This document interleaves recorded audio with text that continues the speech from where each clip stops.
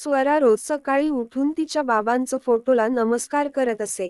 पण तो फोटो तिला फोटो वाटत नव्हता. तिच्यासाठी तो तिचा रोजचा संवाद होता. बाबा, आज शाळेत निबंध स्पर्धा आहे. तुम्ही असता तर काय लिहिलं असतं? स्वरा फक्त 7 वर्षांची होती जेव्हा तिच्या आयुष्यातले बाबा एक दिवस निघून गेले कायमचे. तिचे बाबा मिलिंद देशमुख जिल्हा परिषद शाळेत शिक्षक होते. कमी पगार, खेड्यातील शाळा, पण त्यांनी कधीच तक्रार केली नव्हती. माझ्या विद्यार्थ्यांमध्ये भविष्यातली दिशा आहे, असं ते म्हणत. स्वरा लहान असतानाच आई गेली होती. मिलिंद साहेबांनी दुसरं लग्न केलं नाही. आईच्यानी आणि बाबांच्यानी प्रेम स्वतःच्या मुलीवर ओतून दिलं. स्वरा शाळेत जायच्या आधी बाबा तिच्या केसांना वेण्या घालत, डब्यातल्या पोळ्या मऊपणे हाताने गुंडाळत. शाळेच्या गेटपाशी तिला सोडताना पाठीवरून हात फिरवून म्हणायचे, शिक, पण माणूस होणं विसरू नकोस. आणि मग एक दिवस त्या जून महिन्यात इतका मुसळधार पाऊस झाला की गावात पूरच आला. शाळेतील लहान मुलं अडकली होती. शिक्षक घाबरून बाहेर पडले, पण मिलिंद साहेब थांबले. त्यांनी स्वतः चिखलातून वाट काढत एकामागून एक लहानग्यांना हातात उचलून बाहेर काढायला सुरुवात केली.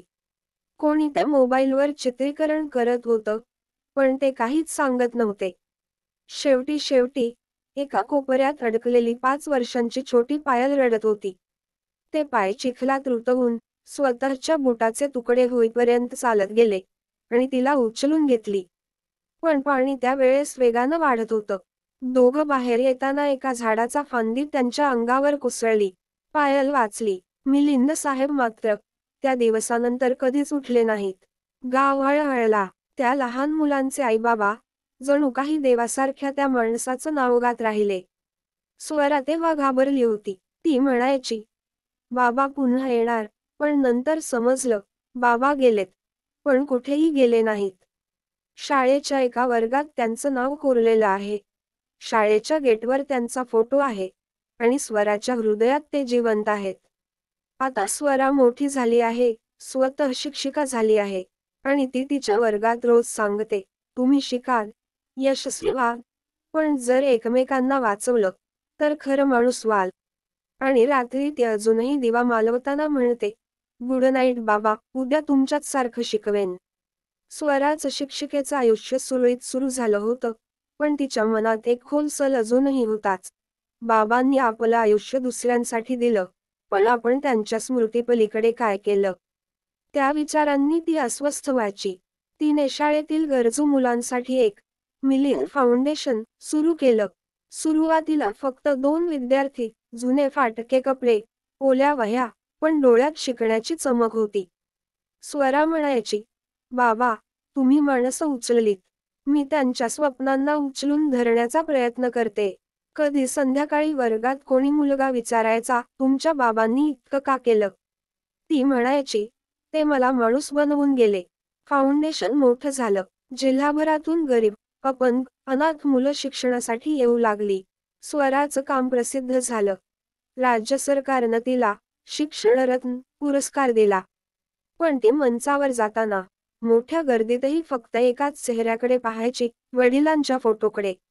एकदा तिला विचारण्यात आलं, तुमच्या जीवनातली सर्वात मोठी प्रेरणा कोण? तिचं उत्तर होतं, एक माणूस ज्याने स्वतःच्या जीवाचं शिक्षण दिलं. एक दिवस पावसात ती मुलांना घेऊन शाळेच्या मागच्या बाजूला गेली. पुरात वाहून गेलेल्या जुन्या वर्गाची मूळ जागा अजून तशीच होती. तिथे एक छोटीशी ओढ आणि मागे उभं असलेलं पिंपळाचं झाड.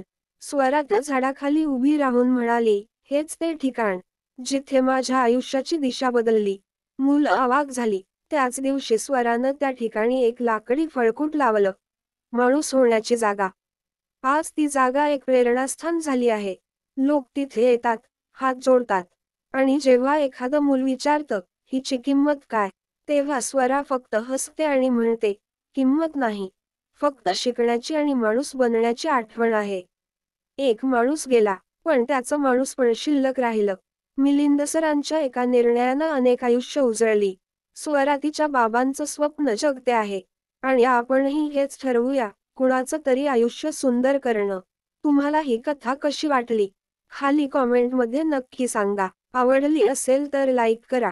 शेअर करा आणि अशाच हृदयस्पर्श कथा पाहण्यासाठी आठवणीच्या गोष्टी मराठी कथा या चॅनलला नक्की सबस्क्राईब करा.